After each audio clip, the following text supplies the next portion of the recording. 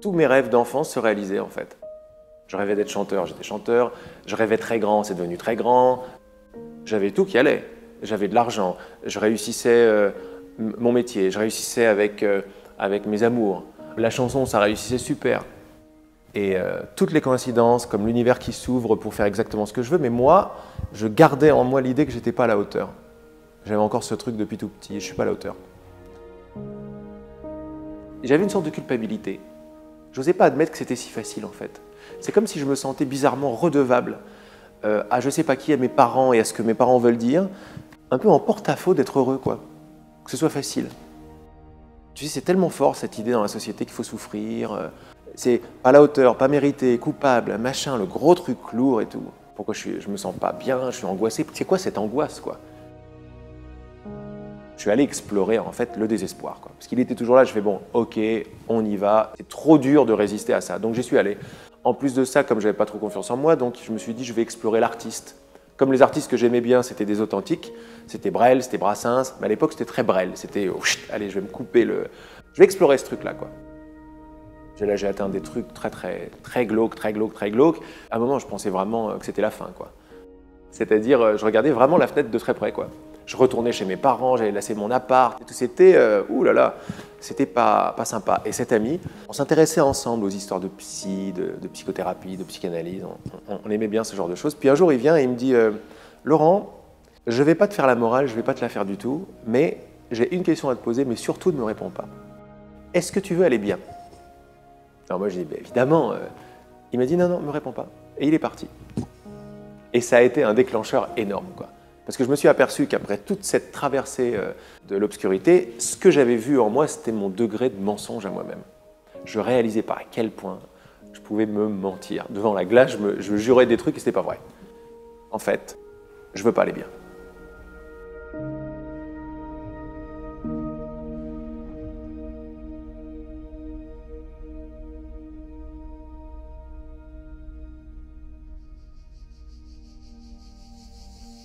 La première réponse, c'est la souffrance que j'avais dans ma vie, liée à me comparer tout le temps. C'est-à-dire que j'étais tout le temps en train de regarder ce que les autres ont que je n'ai pas. Cette personne, elle est plus à l'aise que moi, cette personne, elle parle plus vite que moi, cette personne, elle raconte plus de blagues que moi. Et donc du coup, j'étais en fait tout le temps frustré de ne pas être assez. J'étais mal dans ma peau, j'étais timide, j'arrivais pas à m'exprimer, j'arrivais pas à oser plein de choses. Et en parallèle de ça, je me disais, mais en fait, ça sert à quoi de vivre? Donc si j'arrive pas à être heureux, si j'arrive pas à faire ce que j'aime et si j'arrive pas à être en lien avec les autres, et ben en fait, autant me suicider. Au bout d'un moment, je me suis dit, donc si je change rien, rien va changer. Donc c'est soit je me suicide et je le fais vraiment et je vais au bout, soit je change quelque chose. Et si je faisais des petites choses tous les jours, qu'est-ce qui pourrait se passer? Et si j'expérimentais de parler en public, d'aller parler à l'inconnu? Il y a une phrase moi qui me parle énormément aujourd'hui, que j'adore transmettre et partager au maximum partout où je passe. C'est en fait, je ne sais pas ce qui est possible ou non, alors je décide d'agir comme si tout est possible. Quand il y a une personne qui me dit mais je ne sais pas si je vais réussir ce truc-là, je ne sais pas si je peux le faire, je ne sais pas si je suis en capacité de le faire, j'adore lui poser la question, est-ce que tu es à 100% certain que tu ne peux pas y arriver?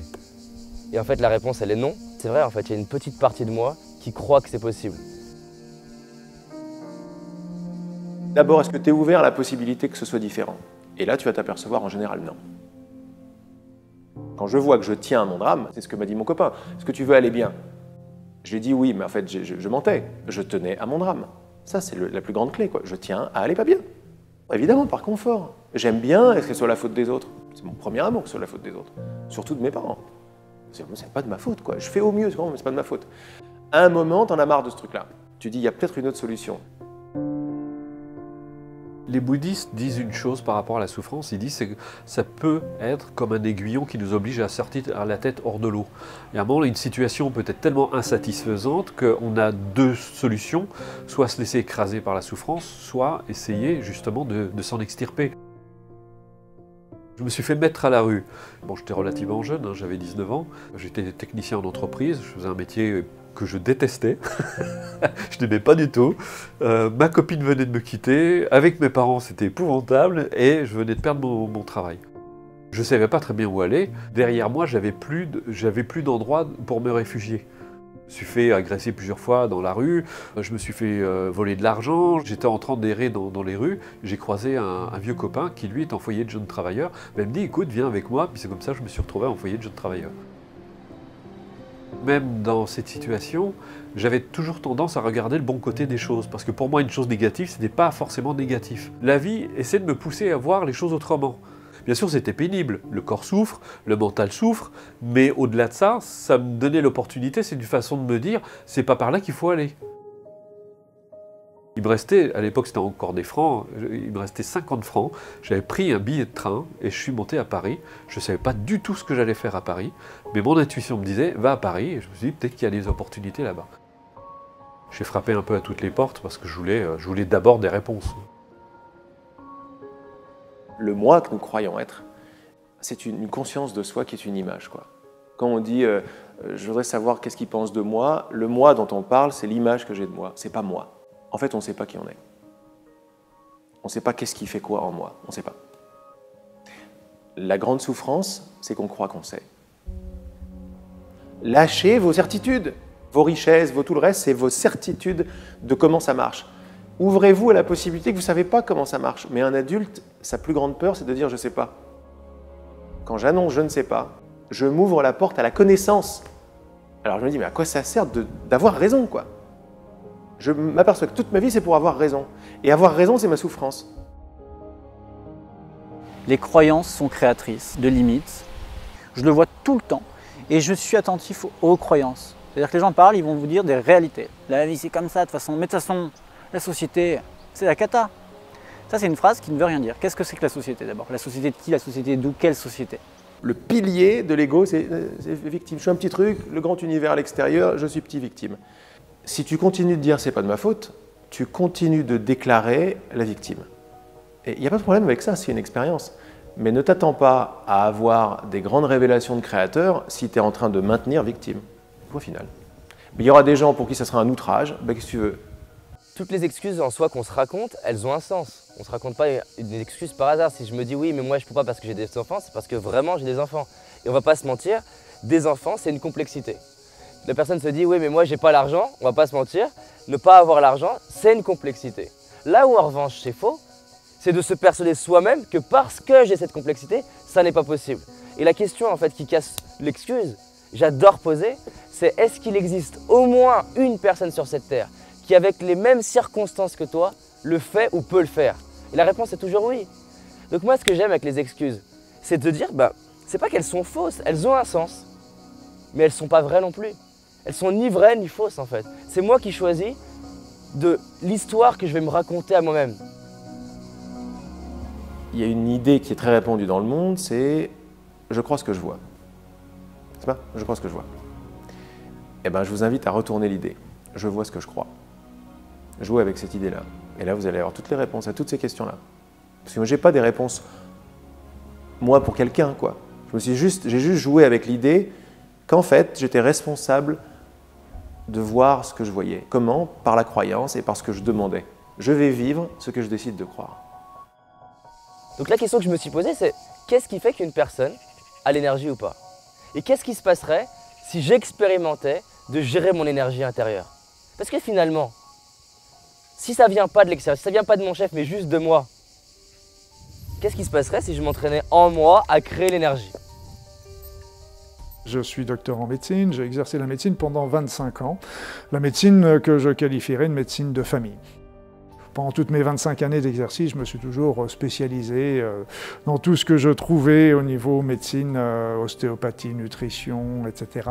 J'ai regardé aussi pas mal la symbolique des maladies, la PNL. Je me suis beaucoup intéressé aux effets de la prière sur la santé, aux prières toute religion confondue. Après ça, tout ce qui était aussi puissance de l'esprit et puissance de l'énergie. Et c'est vrai que je voulais trouver vraiment des solutions complémentaires, je dis bien complémentaires, à la médecine conventionnelle pour aider mes patients à s'en sortir du mieux qu'on pouvait. Les physiciens quantiques le disent bien, c'est qu'au départ, on a commencé à s'intéresser à la matière. Et puis on s'est aperçu qu'il y avait des choses qu'on ne comprenait pas très bien, donc on a commencé à creuser, et on s'est aperçu qu'ils sont tombés sur l'énergie. L'énergie va se concentrer, va former des particules. Les particules vont s'associer pour former des atomes, puis des protéines, puis des cellules, puis des êtres humains. Mais aussi, quand on a commencé à voir que l'énergie et la matière, c'était la même chose, en fin de compte, c'était deux aspects différents du même élément, un peu comme peut être la vapeur et l'eau, eh bien à ce moment-là, on s'est aperçu que pour diriger tout ça, il fallait une information. Ça nous a montré que notre pensée agissait sur la matière. Et après ça, il y a eu d'autres travaux qui sont célèbres maintenant de Masaru Emoto, qui nous montraient bien que l'intention, la pensée qu'on envoyait sur un verre d'eau provoquait dans ce verre d'eau des cristallisations qui étaient différentes selon que la pensée était d'amour ou une pensée négative et destructrice.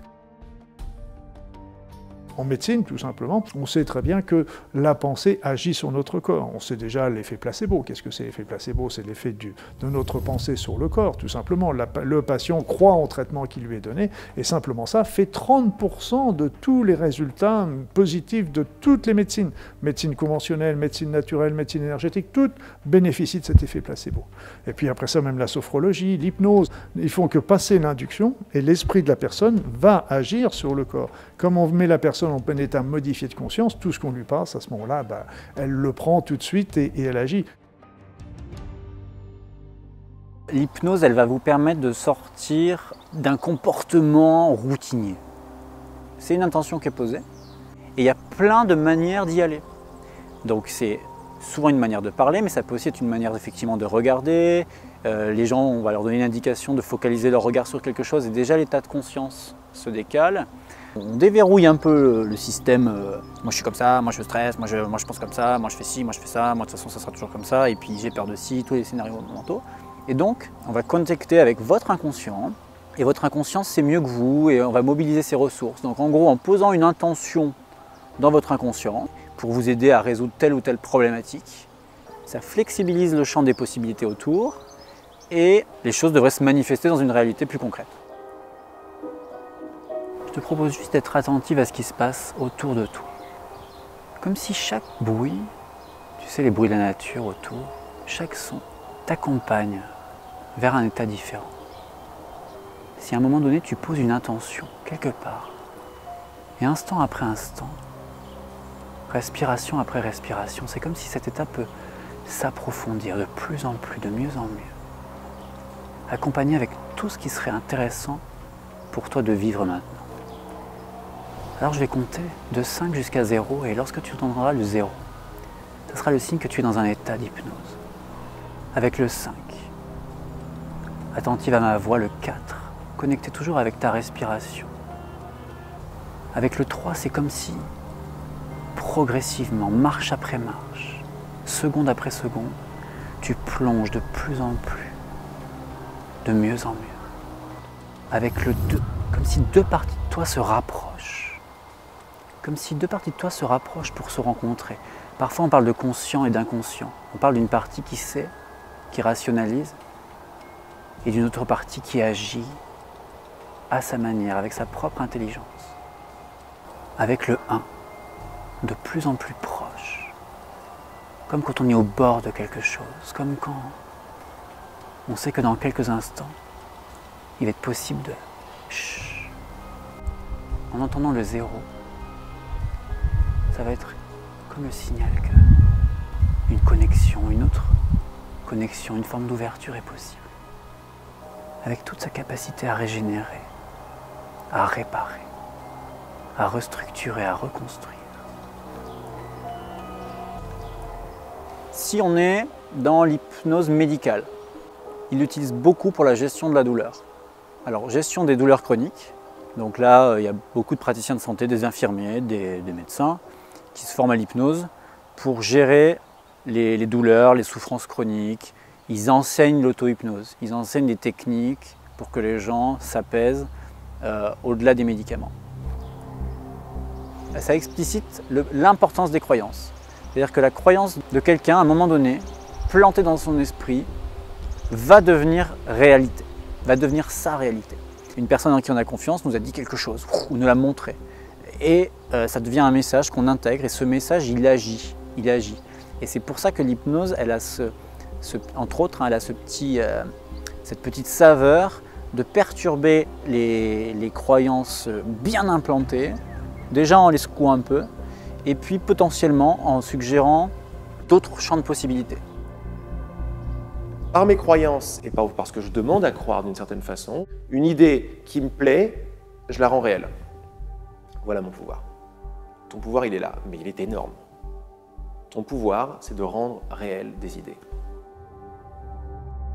C'est ma pensée qui attire les situations. Donc déjà, on prend conscience que ma pensée attire des situations. Et là, justement, comme le disent très bien les psychiatres et les psychologues, ils le disent, ok, nous avons un inconscient et un conscient, et ce n'est pas notre conscient qui nous dirige. Notre inconscient nous dirige dans 99% des cas. Or, cet inconscient, il est programmé par toute notre éducation.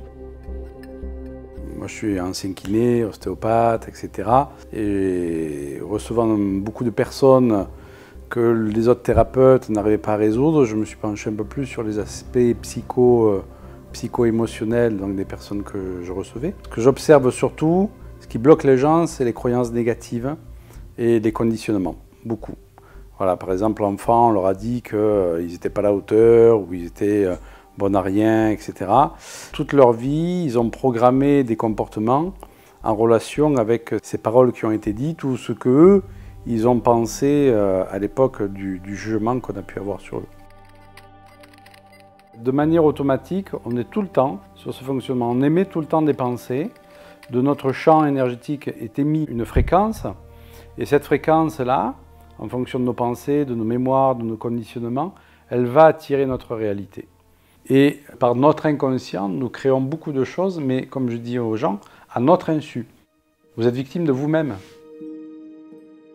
Si j'ai une situation désagréable, c'est une ou plusieurs pensées négatives, plusieurs programmes erronés, négatifs pour moi, qui ont attiré cette situation-là. Reste à moi, à ce moment-là, de demander à son effacement. Et donc, en effaçant le programme erroné, eh bien, à ce moment-là, on va attirer à nous une autre situation qui, comme la première a été délétère, la deuxième a de bonnes chances de réussir.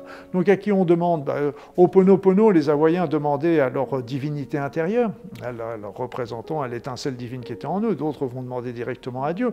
Et ceux qui ne croient pas à tout ça, ça n'a aucune importance, demandez à votre inconscient, à votre subconscient, et ça marchera tout à fait bien. Il faut rester toujours en adéquation avec ses pensées, avec ses croyances.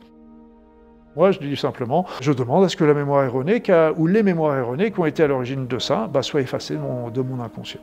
Ce n'est pas un traitement, ça ne remplacera jamais la psychothérapie, etc.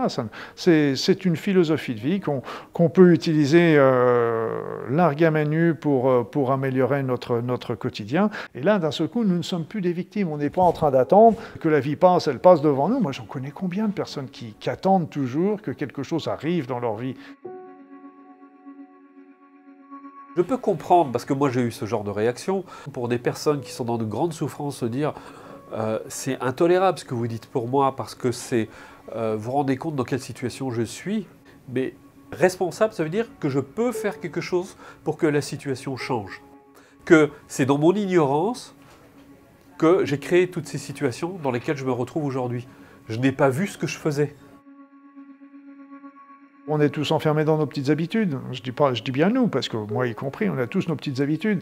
Et c'est vrai que tout ce qui peut nous faire changer dans nos habitudes, c'est toujours un petit peu gênant. Mais au départ, c'est qu'il faut se dire, ok, les autres, ils sont pour rien. C'est moi qui ai attiré la situation. Et là, c'est le petit passage un petit peu difficile. Si je me suis enguirlandé avec mon conjoint et ma conjointe, n'ayez pour rien, c'est moi qui ai attiré cette situation-là. C'est jamais ça. Dans la réalité, c'est toujours l'autre qui est responsable, c'est jamais nous. L'autre, dans notre vie, de par les choses difficiles qu'il peut nous faire vivre, il est toujours seulement le reflet, un effet miroir, ce qu'on appelle l'effet miroir, de ce qui est défectueux et dissonant dans nos programmes inconscients. Si on ne modifie pas les schémas, les choses automatiquement nous reviennent. Et donc on est confronté, si ce n'est pas un patron, ça va être un autre, ou d'autres personnes dans la vie. Donc il faut vraiment pacifier, je dirais, ces mémoires. Je crois que le but de tout thérapeute, c'est de reconnecter la personne au fait qu'elle n'est pas impuissante. Si on est victime, on est impuissant. Si on est impuissant, on n'a pas de pouvoir. Si on n'a pas de pouvoir, on subit les choses. Donc c'est reconnecter la personne à son potentiel, à sa puissance. C'est ça, devenir conscient. Hein. C'est ok, mes parents avaient cette mémoire-là, ben voilà, je vais en devenir conscient, je vais travailler cette mémoire, je vais monter ma vibration au-dessus de cette mémoire pour plus qu'elle puisse s'exprimer dans ma vie. Moi j'aime bien dire que quand notre vibration elle change, hein, si vous êtes bloqué par un trauma dans votre vie et tout, et qu'avec une séance d'hypnose ça débloque, ça laisse une autre vibration pour attirer autre chose. Et après, on va poser la question, ok, qu'est-ce que tu aimerais voir se manifester dans ta vie au final? Puisque la vie c'est... là j'aime bien reprendre les paroles de Miguel Ruiz qui a écrit les 4 accords Toltec, il dit la vie c'est comme un chef-d'œuvre et vous êtes l'artiste de votre vie. On ne naît pas tous avec les mêmes prédispositions génétiques, familiales, environnementales. Mais ce n'est pas parce qu'on n'a pas été super bien servi au départ qu'on va se débrouiller moins bien qu'un autre. On le connaît bien ça dans les jeux de cartes, hein, de toute façon. Voilà. Si on développe certaines choses, notamment l'intelligence du cœur, même si on n'a pas reçu un super jeu de cartes, on peut arriver à se débrouiller aussi bien que quelqu'un d'autre, voire même mieux. Moi, je reçois beaucoup de personnes, et c'est normal, qui soulèvent tout ce qui ne va pas, qui soulignent tout ce qui ne va pas. Elles voudraient arriver à ça, elles n'y arrivent pas. Et le fait de focaliser sur ce qu'on ne veut pas, c'est bien connu, on fait persister cet état de choses dans ce qui ne va pas dans notre vie. Donc c'est pour ça que pour moi, c'est important de plus focaliser sur ce qu'on ne veut plus, mais de focaliser sur ce qu'on veut. Un pilote de rallye, c'est exactement ça. Hein. S'il focalise sur ce qu'il veut éviter, il va rentrer dedans. Hein. Donc le pilote de rallye, lui, ce qu'il fait, il ne regarde surtout pas ce qu'il veut éviter, il regarde là où il veut aller. Il regarde la direction qu'il veut prendre. Comment trouver ce qui m'inspire, ce que certains vont appeler un rêve, d'autres des aspirations, un objectif? Déjà, la première chose, c'est de réaliser que c'est une illusion qu'un jour vous vous leviez en ayant 100% de la réponse. Parce qu'en fait, on aurait un vrai problème. Si là, moi, je vous disais, je sais 100% ce que je veux faire dans ma vie, ça veut dire que c'est fini. Ça veut dire que je ne peux plus rien découvrir, ça veut dire que je ne peux plus rien remettre en question, ça veut dire que je ne peux même plus évoluer. Quand déjà tu te rends compte que tu n'as pas besoin de trouver toute la réponse, tu ne te concentres pas sur est-ce que je connais la totalité de mes rêves, mais plutôt est-ce qu'il y a des trucs qui m'inspirent plus que d'autres. Et là, on n'est plus dans la même chose. On n'est pas sur est-ce que tu as trouvé ou pas, on est sur est-ce que tu es dans la bonne direction ou la mauvaise direction. Il y a ceux qui ne savent vraiment pas ce qu'ils veulent parce qu'ils ont peur de savoir ce qu'ils veulent. Souvent, on a peur de voir ce que ça va impliquer. C'est que si je commence à savoir ce que je veux, ça veut dire aussi que je suis obligé de regarder ce qu'il faut faire pour l'atteindre. Donc ça va réveiller ma paresse et ma peur aussi. Donc on préfère garder ça enfoui et pas savoir ce qu'on veut finalement. Mais au fond de nous, on sait très bien ce qu'on veut. On nous a appris qu'on était des êtres limités. Et effectivement, réussir fait peur à beaucoup de personnes. Pourquoi ça fait peur? Les gens qui vont écouter cette interview vont se dire ouais, il raconte n'importe quoi, on veut tous réussir. Non. Réussir, c'est aussi prendre le risque de sortir d'un clan familial peut-être, où la réussite n'est pas inscrite. Donc si moi je réussis alors que les autres ne réussissent pas, ben, je risque d'être pointé dans le clan, je risque de perdre l'amour des miens. Et il suffit que j'ai peur de l'inconnu, et je ne vais pas réussir, parce qu'effectivement, c'est affronter l'inconnu. Donc on retrouve effectivement beaucoup de personnes qui ne veulent pas réussir, et qui vont avoir peur de leur propre lumière intérieure. Parce que se raccorder à sa propre lumière intérieure, c'est se donner l'idée que nous sommes des êtres illimités. Et on nous a tellement muselé notre liberté que devenir libre, ça peut faire peur à beaucoup de personnes. En fait, je crois que dès lors qu'on passe son temps à se demander si tout est possible, comment serait ma vie, au niveau couple, au niveau pro, au niveau spirituel, au niveau contribution, si tout le temps on se pose cette question-là, et bien du coup, je ressens qu'il se passe quelque chose en moi et à partir de là, je bâtis une vie différente. Les gens attendent l'extérieur pour devenir. Mais non, ce qui fait que tu réalises tes rêves dans 10 ans, c'est qui tu es. Parce que notre monde extérieur, c'est le reflet du monde intérieur. Si je m'aime profondément, les gens vont commencer à m'aimer profondément. Si je me vois comme une opportunité, les gens vont me voir comme une opportunité. Je me suis aperçu que dans notre société, un des premiers trucs qui est cassé avec cette idée d'être un petit moi séparé qui doit réussir à faire quelque chose, c'est l'imagination. D'ailleurs, l'imagination, elle n'est pas... Si, il y a les poètes, les artistes, les cinéastes. Autrement, c'est des enfants, c'est des gentils. Mais c'est complètement idiot parce que l'imagination, c'est totalement divin, quoi. T'imagines quelque chose, ça te met en joie. Tu vas vibrer cette joie et c'est la vibration qui va amener le truc. Donc, ce n'est pas la chose en elle-même que tu imagines.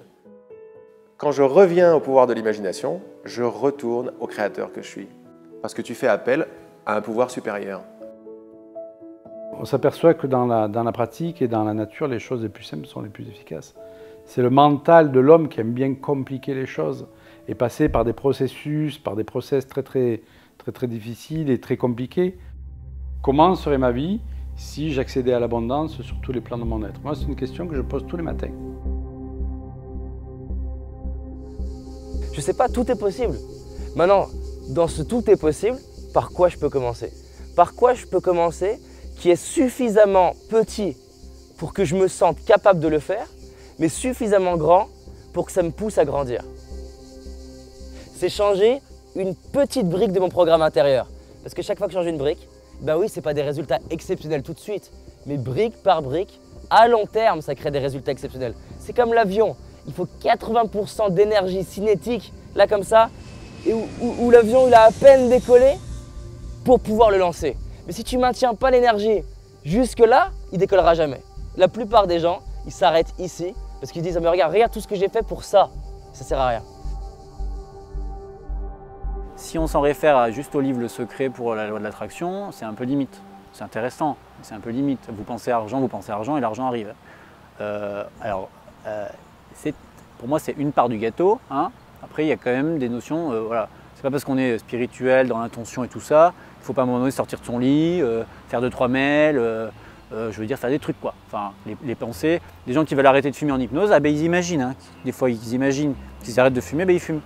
Non, il faut qu'il y ait ce lien là avec la réalité des comportements. Et là, c'est vraiment la question du comment pour moi. T'as des personnes, il y a juste besoin d'être honnête avec vous-même. Elles ont besoin de bosser plus parce que clairement, elles ne font pas grand-chose. Là, on est typiquement dans la personne qui en fait se dit « j'ai un rêve, je le ferai plus tard ». Et là, dans les 24 heures, il n'y a quasiment rien qui est investi dans le projet. Donc là, oui, c'est sûr que si tu ne bouges pas, il ne va rien se passer. Et que des fois, c'est important d'appuyer sur l'accélérateur. Maintenant, il y a un autre type de personne qui utilise l'accélérateur déjà très bien. Et peut-être que ce serait bien de freiner.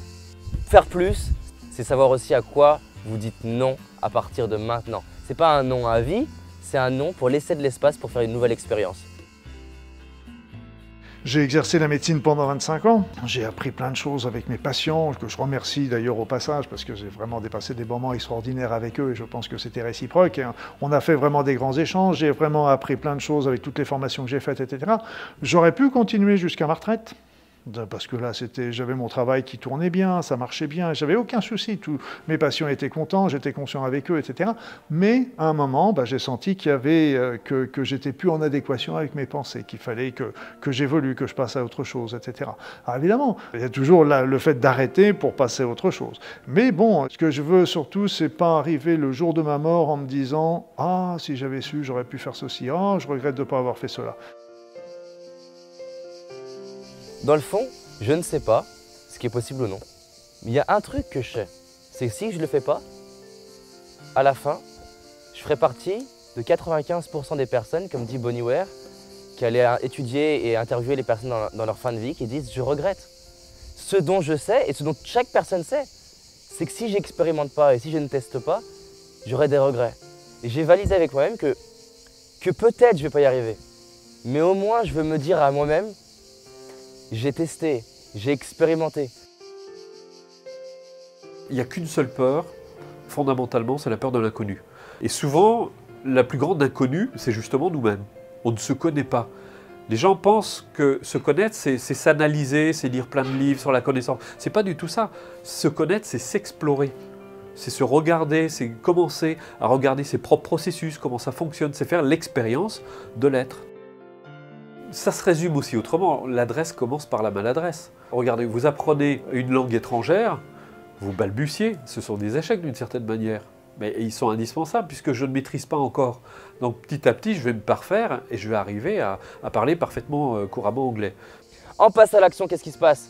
Je découvre des personnes, je fais des erreurs qui sont en fait des apprentissages, je vais découvrir des trucs par erreur auxquels je n'avais pas pensé.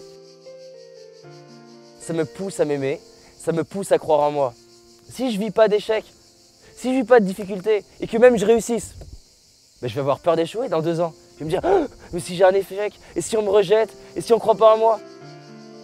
J'aime bien les Américains sur certains aspects, il n'y a pas tout dans tout, mais ce que j'aime bien les Américains, c'est qu'ils respectent toujours les gens qui ont essayé de créer quelque chose.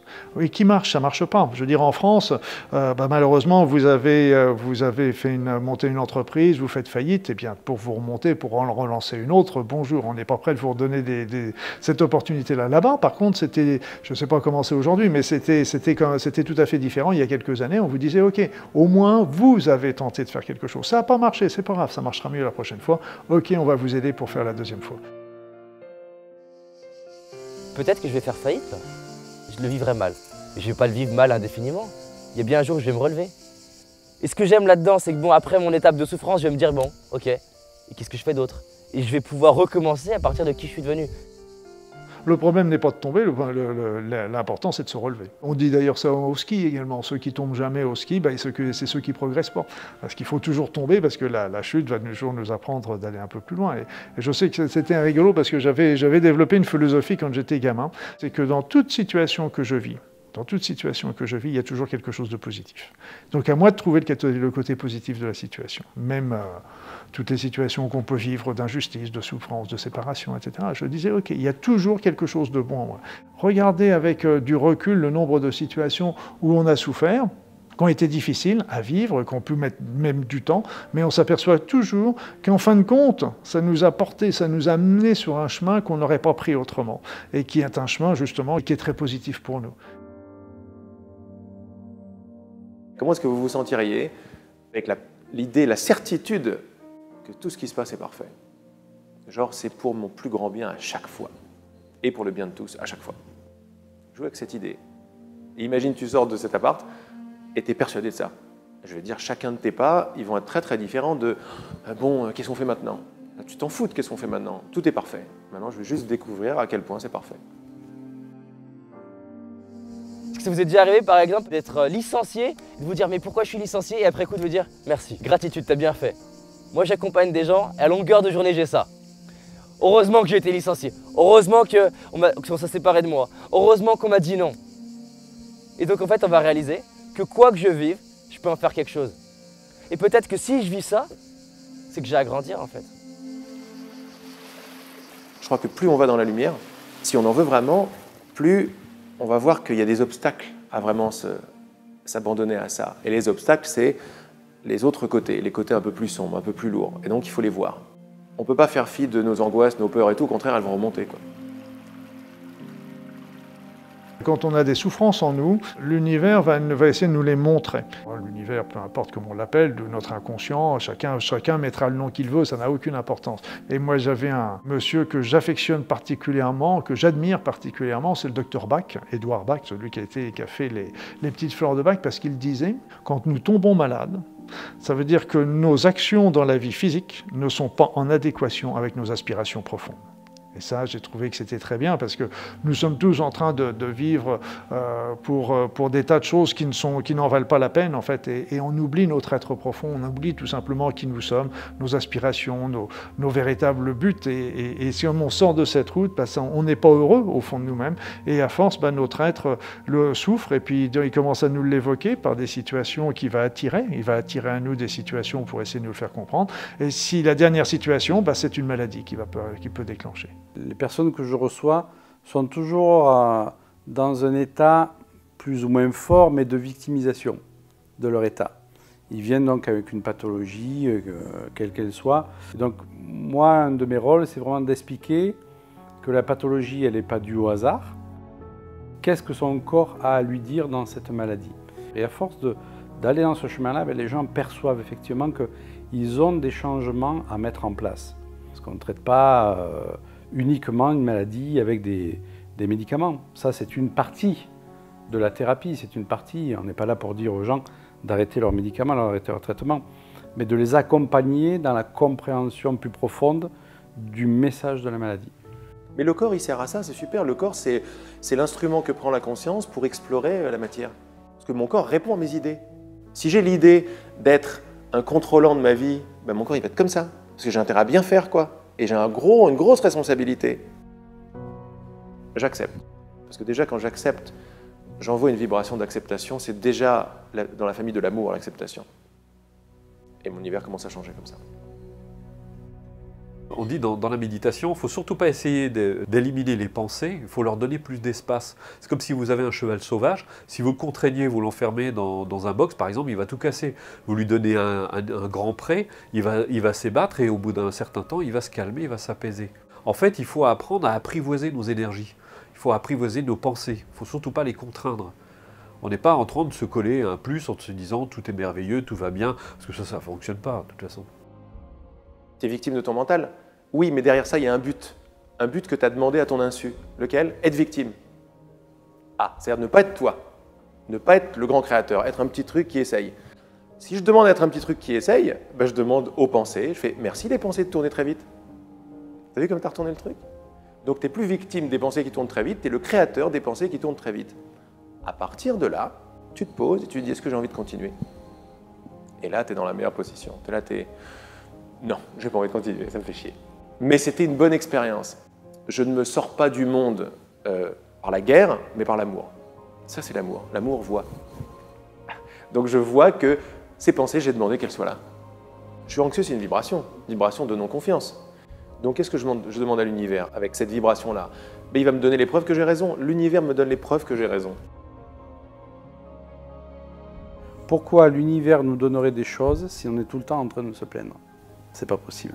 Combien je vois de personnes qui n'arrêtent pas de se critiquer quand je leur demande de mettre une valeur sur 1 et 10, il y a beaucoup de gens qui ne plafonnent pas au-delà de 6, quoi. Pourquoi? Parce qu'ils sont souvent dans un process de devoir correspondre à ce qu'on attend d'eux. Ils se sont dissociés d'eux-mêmes et ils vont essayer d'agir en fonction des autres, de contenter les autres, de faire leur vie en fonction de ce qu'ils pensent qu'on attend d'eux. Et donc la générosité, c'est quoi? C'est reconnaître ses talents, c'est reconnaître ce qu'on sait faire, c'est reconnaître ce qu'on est capable de faire, ce qu'on voudrait faire aussi. Parce qu'on peut avoir une écoute intérieure que dans la mesure où on est centré sur nous-mêmes. Si on est toujours nos antennes branchées sur l'extérieur et sur les autres, on ne peut pas être connecté à ce que notre petite voix veut nous dire. Alors oui, c'est sûr que nos environnements, ils ont un impact. Quand j'avais mon père qui doutait peut-être que j'allais créer mon entreprise ou que j'allais réussir, ou des amis qui ne croyaient pas, c'est clair que ça a un impact. Mais en fait, je suis responsable de plusieurs choses. Déjà, je suis responsable de l'histoire que je vais me raconter. C'est clair que mon père, quand il va me dire « tu ne vas pas y arriver », ça a un impact pour me limiter. Déjà, j'ai le choix de me séparer de lui, petit à petit. Ça ne veut pas dire à vie, ça veut dire que là, dans un temps donné, je peux choisir d'aller au contact des gens qui vont m'inspirer. Alors oui, je peux dire « ouais, mais c'est pas si facile ». Non, c'est pas si facile. Mais est-ce que c'est facile d'avoir une vie déprimante? Bah, c'est pas facile non plus. En fait, il n'y a pas grand-chose qui est facile. Donc moi, je préfère, quitte à avoir une vie pas facile, de m'impliquer pour mes rêves. Et je préfère revenir voir mon père, non pas pour subir, mais pour l'inspirer. Tu vas t'apercevoir que toutes les peurs de critique que tu as ou qu'on a, c'est tes propres critiques que tu projettes à l'extérieur. Quand ça, tu les enlèves et tu passes à un niveau vibratoire beaucoup plus élevé, parce que beaucoup plus lumineux sur l'amour de toi, voilà ce que l'univers va te montrer. Et tous les gens que tu redoutais le plus, quoi, tu vas voir ce que ça va faire, même en eux. Ou alors ils viennent plus te voir, parce que ça vibre plus. S'ils veulent te critiquer, l'amour est trop fort pour ça. Le mec qui vibre de l'amour, qui ne rentre pas dans un jeu, celui qui veut rentrer dans un jeu, où il arrête son jeu, où il voit son jeu grâce à l'amour, où il s'en va.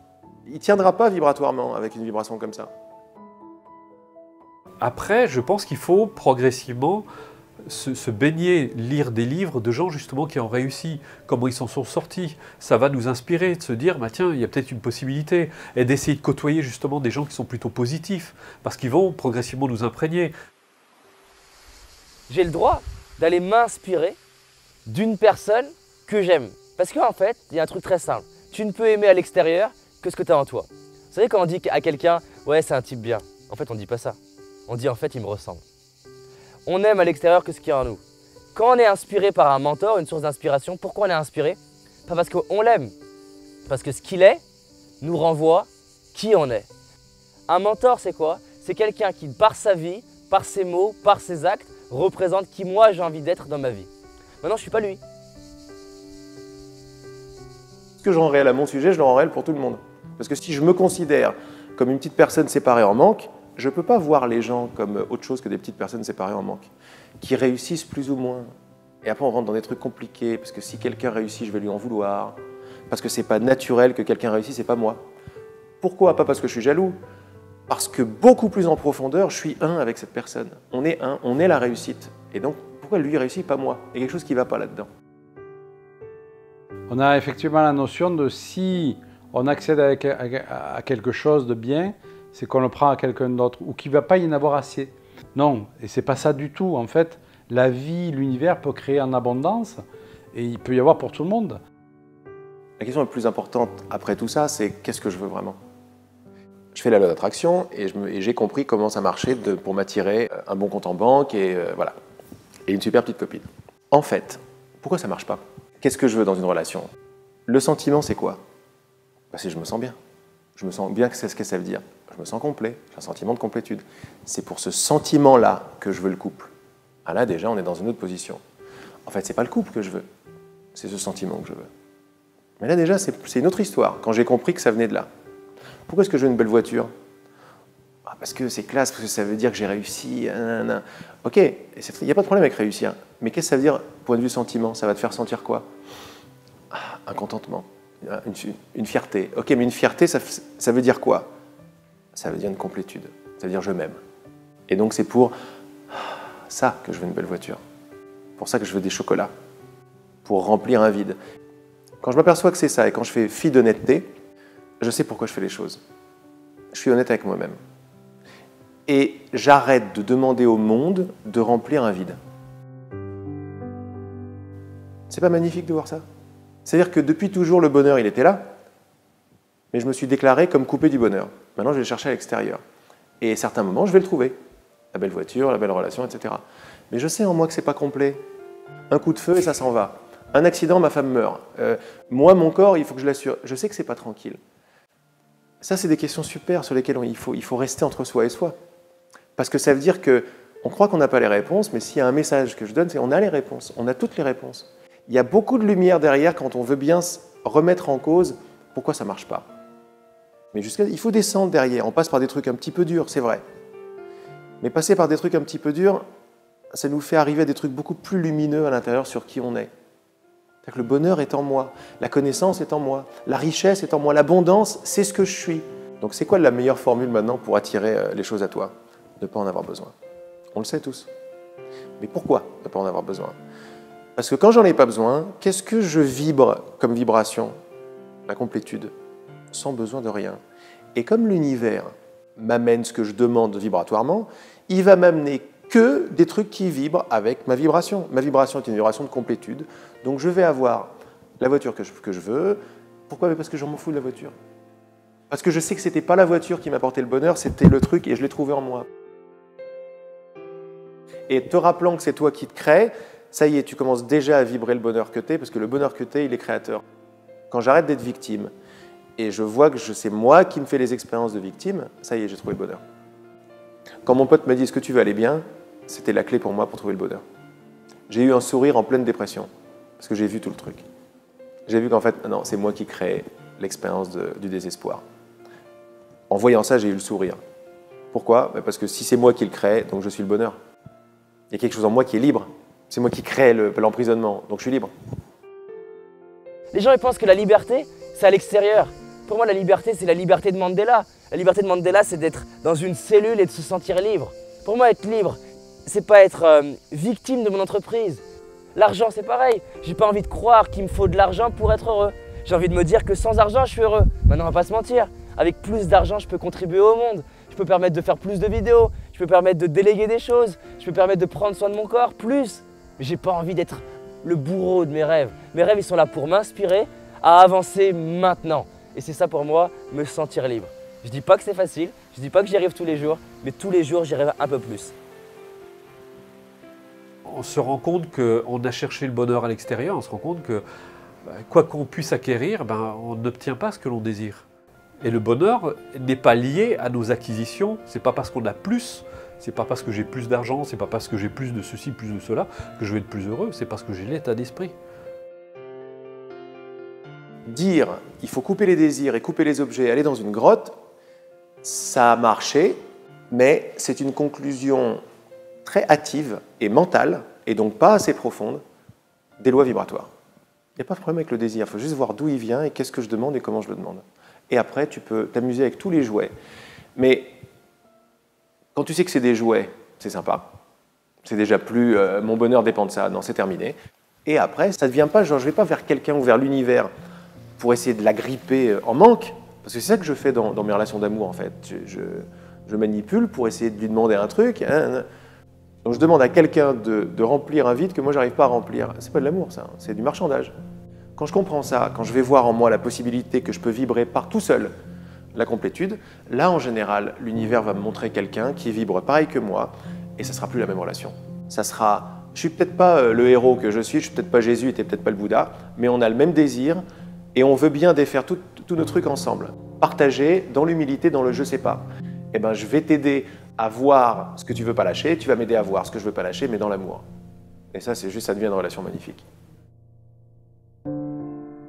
Je développe une relation avec les idées qui est différente, un respect, une humilité. Je me dis, mais attends, mais en fait, je suis beaucoup plus puissant que ce que je pensais, quoi.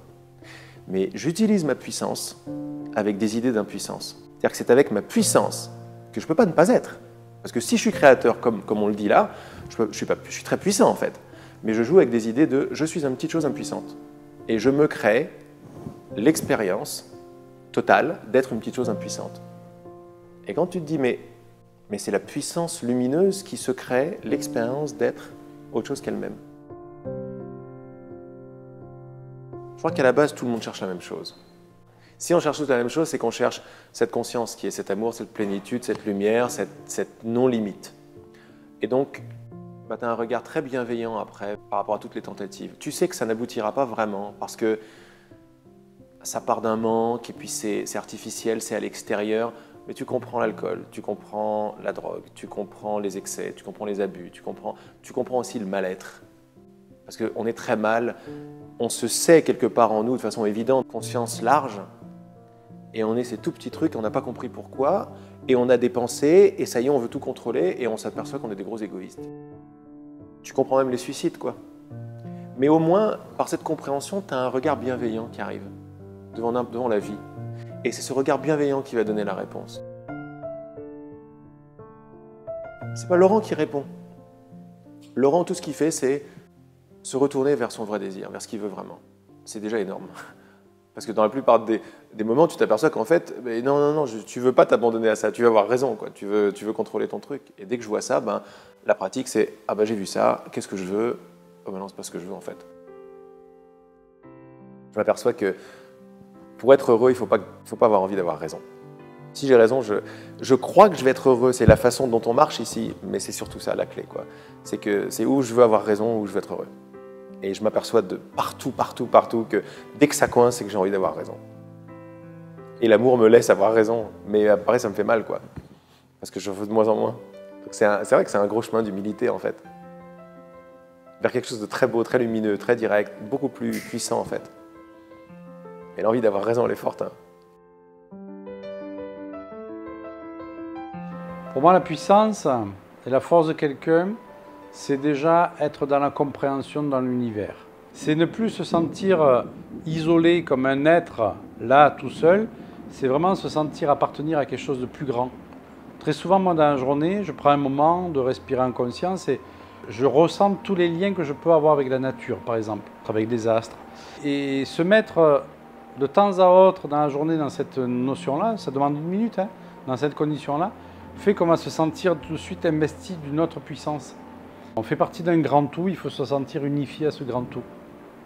Et là, on se sent fort et puissant. La force et la puissance, ce n'est pas exercer son petit pouvoir de chef sur les autres dans une entreprise ou dans le couple. C'est pas ça la force et la puissance, ça c'est de l'ego. La force et la puissance, c'est vraiment autre chose. Et ça passe par quoi? Ça passe par le cœur. Ça passe automatiquement par le cœur. Alors, je rejoins une pratique qui s'appelle la pratique de la pleine conscience. Ouvrir ses yeux, son intuition, connecter avec ce qu'il ressent. Et toutes les informations sont là. Et ensuite, la vie, elle donne des informations. Elle ne vous envoie pas des fax avec tous les grand 1, ne pas faire ça, grand 2, faire ça. Ça t'envoie des signes. C'est les synchronicités, c'est la synchrodestinée. Je pense qu'il faut laisser de l'espace à ça. C'est-à-dire que si les gens s'ils sont verrouillés physiquement déjà, Et mentalement, dans leur conditionnement et dans leur blocage, il n'y a aucun espace pour rien. S'il y a de la flexibilité psychologique, un peu de curiosité, on rejoint toutes les techniques créatives d'hypnose, de relaxation, d'EFT, de psychologie énergétique. Alors du coup, tu peux t'ouvrir progressivement à des champs. Et moi, j'ai l'impression que ces dernières années, je me suis ouvert énormément, mais j'ai encore l'impression d'être CP de ça, quoi. C'est-à-dire que je me dis, mais ça va jusqu'où, en fait? À la base, je suis ingénieur en informatique, donc je suis hyper dans la terre, hyper pragmatique et concret. Et moi, à chaque fois que j'entendais parler d'intuition, je me disais, c'est quoi ce truc perché pour les autres? Mais non, en fait, la bonne question, c'est que dès lors que tu suis ton truc intérieur, il y a des plus grandes chances d'être motivé. Il y a plus grandes chances que tu te dises, même quand il y a des obstacles, de te dire « ouais, mais ça fait partie du jeu », et donc d'y arriver. Et ce que j'aime bien dans l'intuition, à chaque fois, c'est de revenir sur l'angle concret. Est-ce que ça m'aide? Bah oui, ça m'aide. C'est d'être à l'écoute des signes extérieurs de la vie qui me font dire « bonne direction ». Et par rapport au moment présent, voilà, il suffit de se poser et de voir qu'il n'y a rien d'autre que maintenant. Et quand après on se pose la question « est-ce que maintenant ça arrête quelque part ?» Et tu vérifies. Est-ce que maintenant ça arrête? Non, mais dès que je me suis posé cette question, et dès que je commence surtout à donner une réponse, c'est important d'essayer de donner une réponse, comme ça le mental, c'est pas un ennemi. Tu lui dis, cherche-moi la fin de maintenant. Il va s'écrouler grave dans la réponse, parce qu'il va chercher à droite, à gauche. Et plus je vois que le mental cherche, il trouve pas, plus je m'aperçois qu'il n'y a que maintenant. Mais s'il n'y a que maintenant, ça veut dire plein de choses. Si maintenant ne s'arrête pas, quand est-ce que le futur commence? J'ai pas de réponse. Donc on n'est pas là pour avoir des réponses, on est là pour avoir des questions. C'est les questions qui comptent. Et c'est pas la réponse qui compte, c'est la question et d'où vient la question. Si c'est une question qui vient d'une volonté de briller personnellement, d'une volonté de comprendre pour contrôler, voilà le maximum, l'éventail de réponses que je vais pouvoir avoir. Mais si ce que je demande, c'est une question ouverte, avec un enthousiasme et une envie de me faire surprendre, là, je vais me faire surprendre. Et je vois que c'était ça qui était la clé, finalement, à toutes mes questions par rapport à la liberté, à l'amour, aux rêves qui se réalisent comme ça. C'est qu'il y a un truc avec la compréhension. Ce qui entend mes paroles maintenant, la conscience toute simple qui est là, quoi. Tu es conscient de mes paroles. Cette conscience de mes paroles, ça n'est pas un objet. Tu trouves une couleur à cette conscience? Il y a une couleur? Une taille? Parce que là, la conscience qui entend mes paroles, elle ne s'arrête pas. Elle ne commence pas quelque part, elle ne s'arrête pas quelque part. Réfléchir, ça met du temps. Quand tu m'as dit « est-ce que tu es conscient ?» Oui, tu n'as pas réfléchi, c'est immédiat. Oui. Après, tu as le mental très vite qui va dire « oui, oui, le corps, les oreilles et tout ». Mais ça vient après. On dit « oui, bien sûr ». Ce « oui, bien sûr », demande-toi d'où il vient. Tu auras toutes les réponses. Oui, bien sûr. C'est une évidence, donc ça ne vient pas de mon mental. Non. Ça vient de l'évidence d'être conscient. Ce qu'il faut bien comprendre, c'est qu'on ne sommes pas sur la Terre. Un monde avec 7 milliards d'individus, nous sommes 7 milliards de mondes qui sont reliés par une pensée commune, par cet espace-temps. Nos pensées ne s'attirent, donc on rentre dans le monde des autres et les autres entrent dans le nôtre, mais nous sommes toujours le chef, les seuls dirigeants de ce monde. Et c'est pour ça que tout ce qui se passe dans mon monde, j'en suis quelque part l'auteur. En fin de compte, il n'y a pas d'extérieur, il y a un intérieur, tout est lié. Et donc les choses qu'on a attirées vers nous, c'est des choses qui correspondent à notre intérieur. Qu'elles soient bonnes ou qu'elles soient mauvaises, elles correspondent à notre intérieur. En remettant cette idée en cause, je suis un petit individu dans le monde. Je joue avec cette idée, je vais la laisser me révéler des trucs. Et si elle commençait à me révéler que non, le monde est en moi, sympa, alors je ne sais pas ce que ça veut dire. Je vais me faire lapider si je dis ça sur la place publique.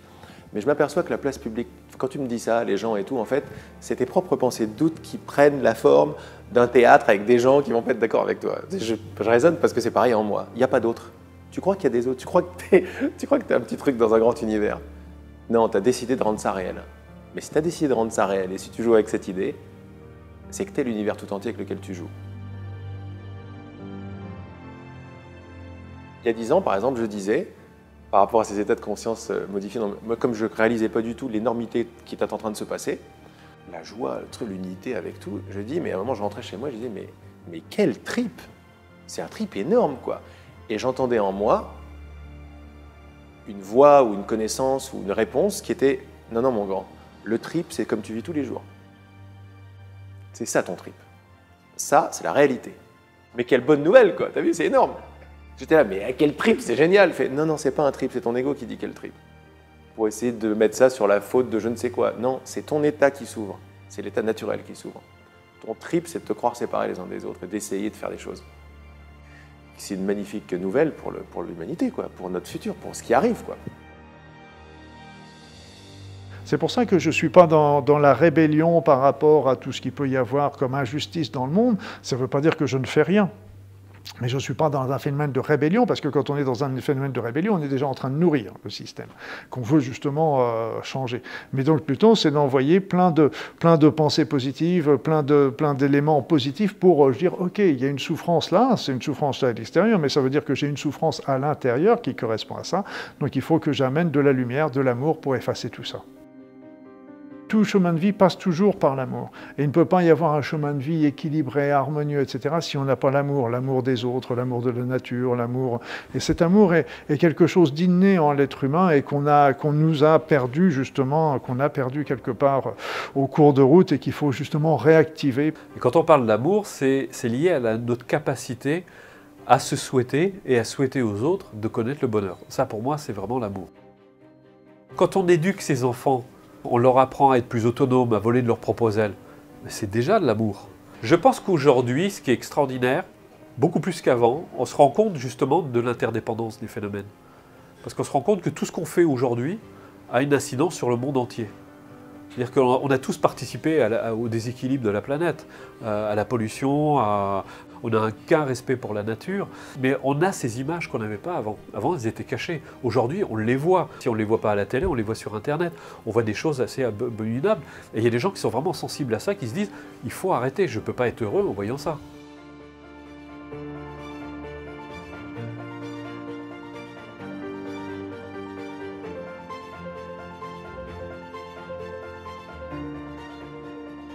Notre conscience augmente, notre conscience s'élève.